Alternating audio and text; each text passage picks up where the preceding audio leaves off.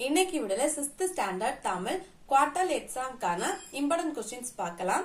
இந்த குவார்டர் எக்ஸாமுக்கு உங்களுக்கு 3 இயல் தான் இருக்கு. அந்த 3 இயலுமே கேட்பாங்க. சோ இந்த 3 இயல்ல உள்ள கொஸ்டின் ஆன்சர் எதெல்லாம் இம்பார்ட்டன்ட், எதெல்லாம் நீங்க கட்டாயம் படிக்கணும், அதெல்லாம் இந்த வீடியோல பார்க்கலாம். ஃபர்ஸ்ட் இயல் 1 எடுத்துக்கோங்க. ஃபர்ஸ்ட் நீங்க படிக்க வேண்டியது எல்லா லெசன்ல 1 வேர்ட் படிச்சுக்கோங்க. நீங்க எல்லா லெசனோட 1 வேர்ட் படிச்சாலே ஈஸியா 60க்கு 30 மார்க் எடுத்துடலாம். சோ நீங்க 1 வேர்டை நீட்டா படிச்சுக்கோங்க. எந்த லெசன்ல 1 வேர்டை ஸ்கிப் பண்ணாதுங்க. அதுக்கப்புறம் மனப்பாட பாட்டு. மனப்பாட பாட்டு எதுல எல்லாம் இருக்குன்னா இன்பத்தமிழ், சிலப்பதிகாரம், காணிநிலம், திருக்குறள்.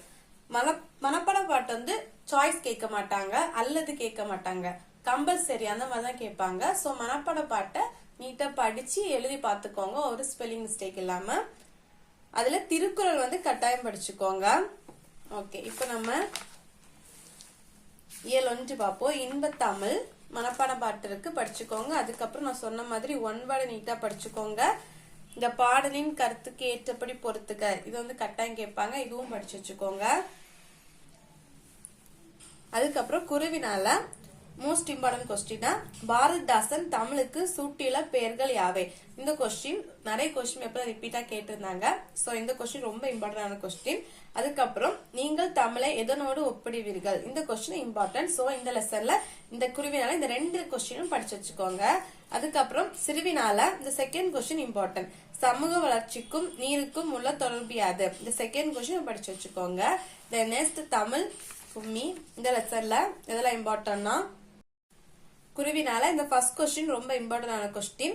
தமிழ் மொழியின் செயல்களாக கவிஞர் கூறுவனே யாவை, இந்த கொஸ்டின் ரொம்ப இம்பார்ட்டன்ட், படிச்சுக்கோங்க. அதுக்கப்புறம் இந்த செகண்ட் கொஸ்டின் செந்தமிழின் புகழ் எங்கெல்லாம் பரவ வேண்டும் என்று கவிஞர் கூறுகிறார், இந்த கொஸ்டின் இம்பார்ட்டன்ட். தென் சிறுவினால 2 கொஸ்டின் கொடுத்திருக்காங்க.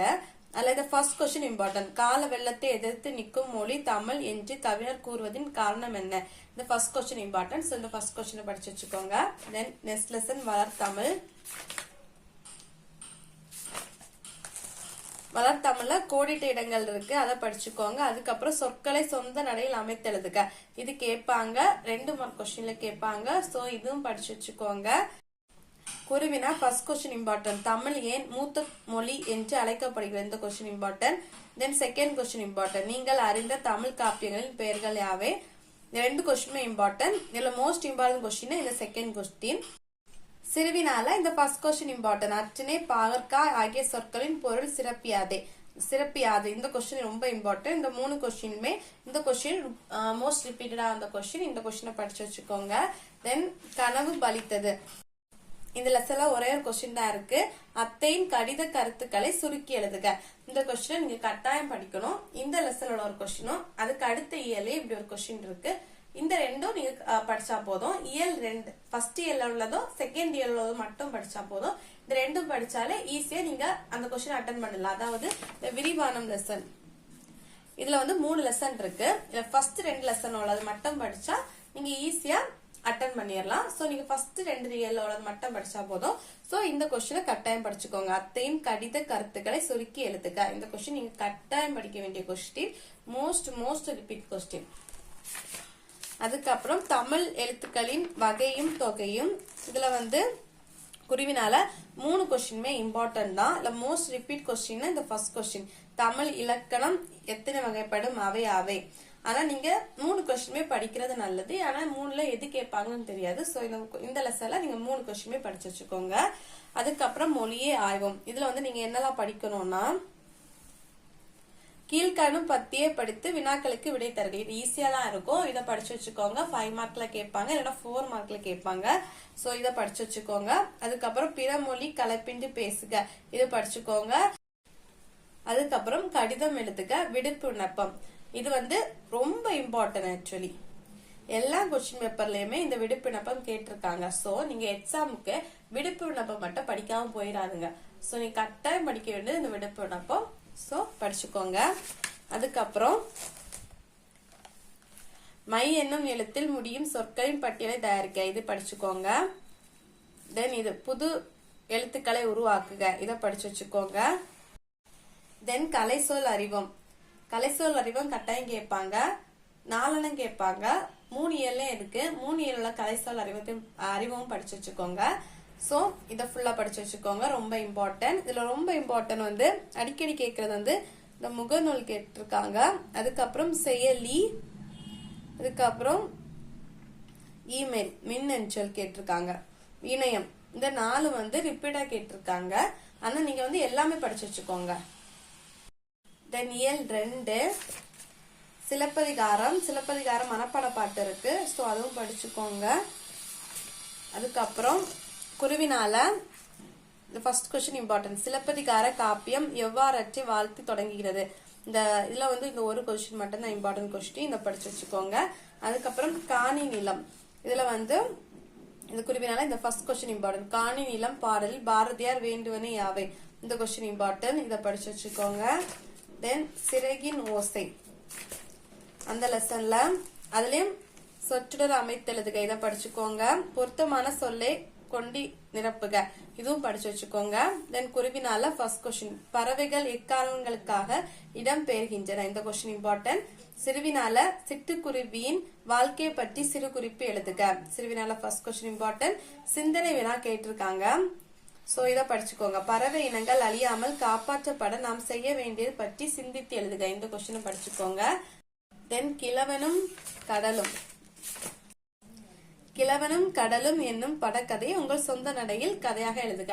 இந்த கொஸ்டினும் நான் வந்து ஃபர்ஸ்ட் இயர்ல அத்தையின் கடிதம் ஒரு கொஸ்டின் சொல்லியிருப்பேன், அந்த கொஸ்டினும். சோ இந்த 2 கொஸ்டின்ல ஒரு கொஸ்டின் கட்டாயம் கேட்பாங்க, நீங்க ஒண்ணுதான் அட்டன் பண்ண வேண்டியதா இருக்கும். இந்த 2ல ஒண்ணு கட்டாயம் கேட்பாங்க. சோ இந்த 2 கொஸ்டினுமே படிச்சுட்டு போங்க, ஈஸியா ஒன்னு அட்டன் பண்ணிடலாம். கட்டாயம் படிக்க வேண்டிய கொஸ்டின். அதுக்கப்புறம் முதல் எழுத்தும் சார்பெழுத்தும், அதுல வந்து இதெல்லாம் இம்பார்ட்டன்ட்னா ஃபர்ஸ்ட் கொஸ்டின். முதல் எழுத்துக்கள் என்பவனை அவை எதனால் அவ்வாறு அழைக்கப்படுகின்றன. Then second question. சார்பெழுத்துக்கள் எத்தனை, அவை.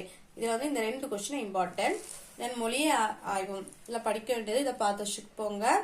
கீழ்காணும் பத்தியை படித்து வினாக்களுக்கு விடை தருக, இதை பார்த்து வச்சுக்கோங்க. அதுக்கப்புறம் கீழ்காணும் தலைப்பில் கற்று எழுதுக. இயற்கை காப்போம், நிறைய கொஸ்டின் பேப்பர்ல இந்த இயற்கை காப்போம் இந்த கட்டுரை தான் கேட்டிருக்காங்க. சோ 2 கட்டுரையில ஒரு கட்டுரை நீங்க கட்டாயம் படிக்கணும், எது ஈஸியா இருக்கோ அதை பார்த்து படிச்சுக்கோங்க. இந்த கட்டுரை தான் நிறைய கொஸ்டின் பேப்பர்ல கேட்டிருந்தாங்க, சோ இந்த கட்டுரை படிச்சுக்கோங்க. தென் தொடர்களை பிரித்து 2 தொடராக எழுதுக, இதை பார்த்து வச்சுக்கோங்க. அதுக்கப்புறம் பொருத்தமான சொல்லை தேர்ந்தெடுத்து எழுதுக, இதை படிச்சுக்கோங்க. பொருத்தமான சொற்களால் கட்டங்களை நிரப்புக, இதை படிச்சுக்கோங்க.